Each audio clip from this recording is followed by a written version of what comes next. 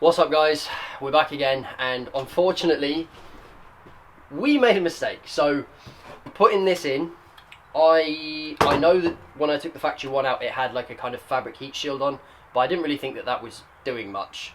Sure, it's only a piece of fabric, but after a couple of days of having this on the car and running it like I've had it in there about a week, and I've noticed that as I've got out the car and like walked around the front, like there's a lot of heat coming off the engine bay. So I popped the hood, and then like I put my hand on the airbox, and the airbox is pretty hot. Like I'm putting a cold air intake in it, so I don't want the cold air intake to become hot. There's a lot of heat leaking out of this pipe.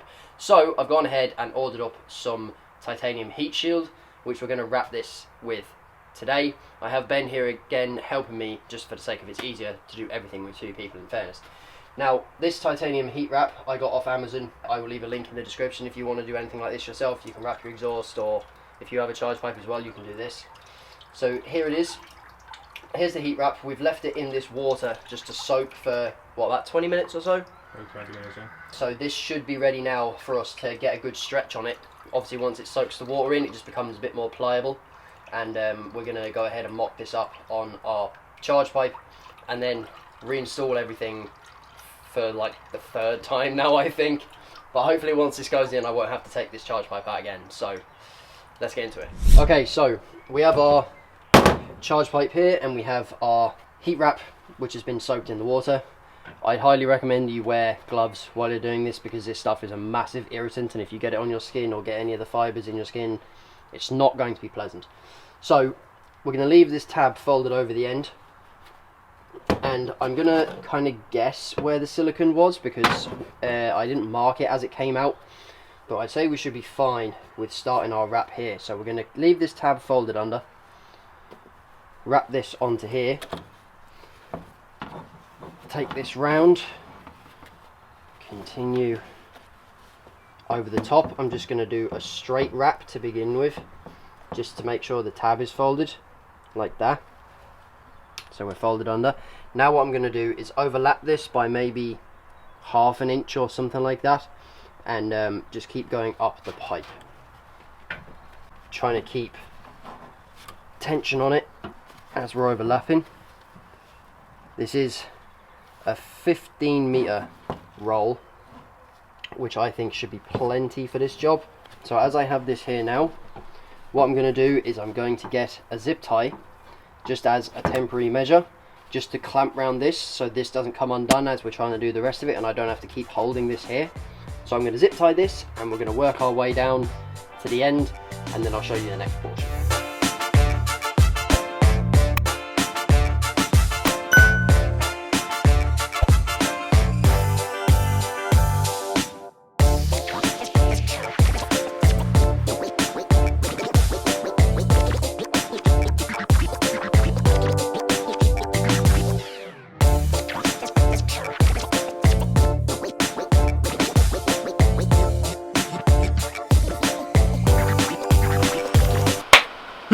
So it's wrapped. We have zip ties to secure for now. Then after that, we're going to go back and get the metal zip ties that was supplied from Amazon, and then replace the zip ties we have now. And then after that, we're going to show you how to secure the top end so it doesn't unravel on itself, by securing it and tucking it underneath so it doesn't unravel.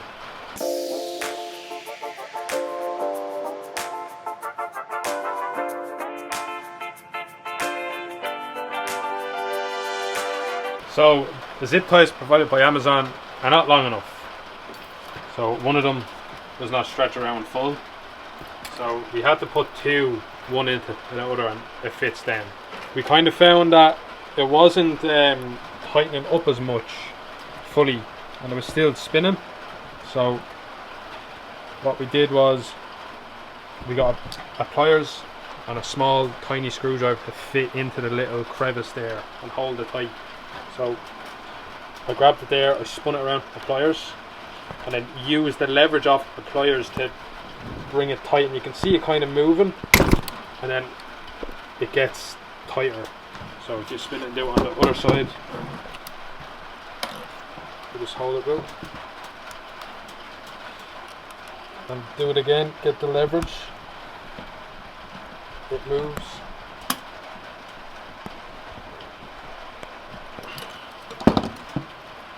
And it's tight. And then you just snip off the excess and then job done. As you can see, we have the metal zip ties in place here. We have one more plastic one that we need to replace. So I'm just going to snip this off here now. We have cut off, obviously, the wrap from the roll.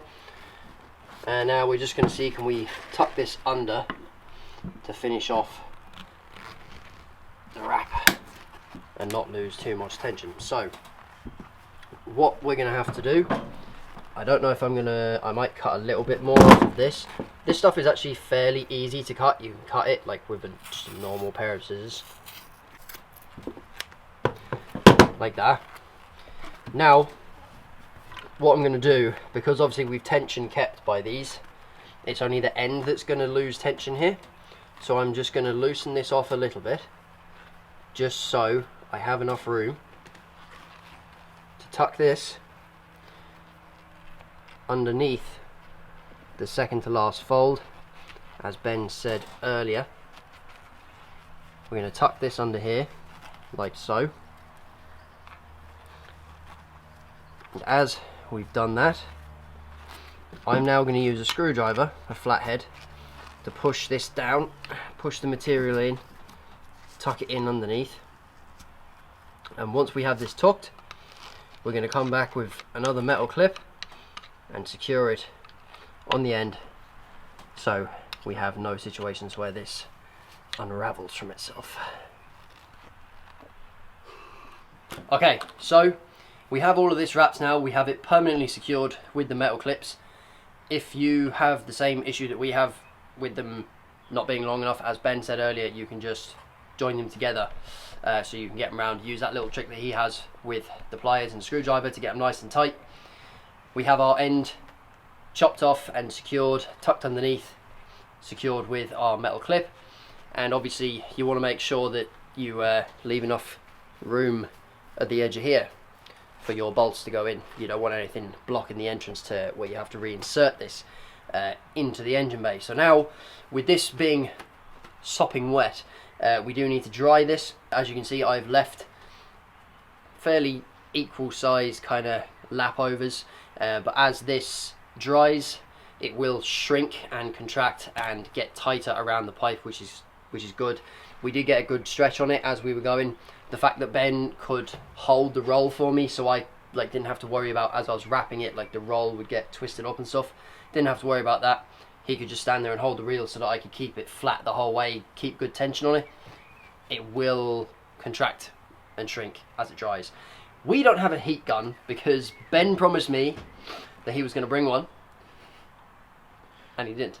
So in the absence of that, we're going to try and use a hairdryer and see can we get this dry so we can get it back in the car today instead of having to wait for this to dry overnight and do it tomorrow. So we're going to go ahead and do that now. Meanwhile. What's up, bro?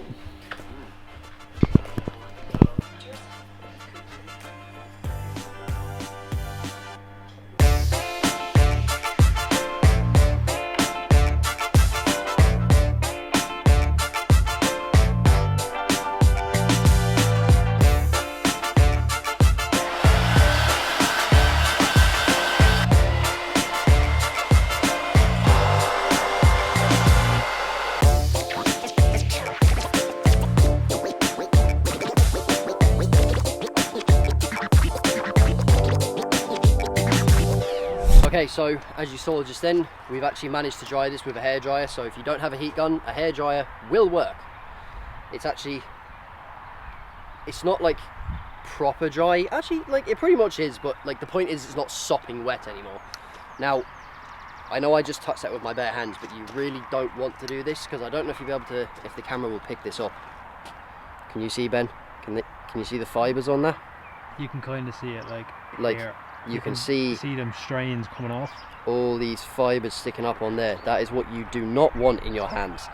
So I would 100% recommend wearing gloves whilst handling this at all. Obviously at the moment I'm just holding it by the ends. We're gonna get to work now before we run out of daylight. Take all this back out again, It's only in there like loosely, I didn't fully reinstall everything.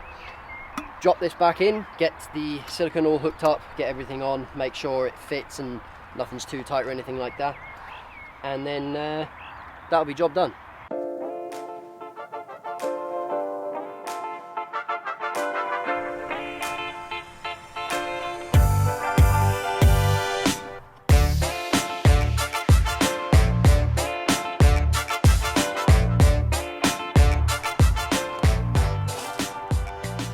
Okay guys, that's it, all back together again. I'm going to test this obviously, I will let you know in the next video. And I know I said previously that I was going to let you guys know if I saw any difference in performance or noise or anything like that. I think I was just like so hyped on the charge pipe when I installed it that I thought I was hearing more turbo noise. When I'm actually driving it, I can't really hear too much of a difference, to be honest. It does feel like there's more power. It kind of feels like the turbo spools up earlier. It does definitely feel faster, so that's the difference on that. And I'll let you know if this heat wrap solves the heat like leaking into the engine bay problem. It should do. This particular heat wrap, again, I said I got from Amazon, it's actually rated for 1800 degrees Fahrenheit, so there shouldn't be any heat leaking out from that pipe anymore. So if you want to check that out, this exact roll that I got, 15 meters, comes with the clips and everything you need. The link will be in the description for that. So that is it for today's video. Hopefully the next video will be the induction kit, doing the cold air intake. I know I've said this probably in the last 3 videos that the intake will be the next video. The news on that is that the silicon turbo inlet pipe that I ordered from Darkside is actually on back order from their supplier.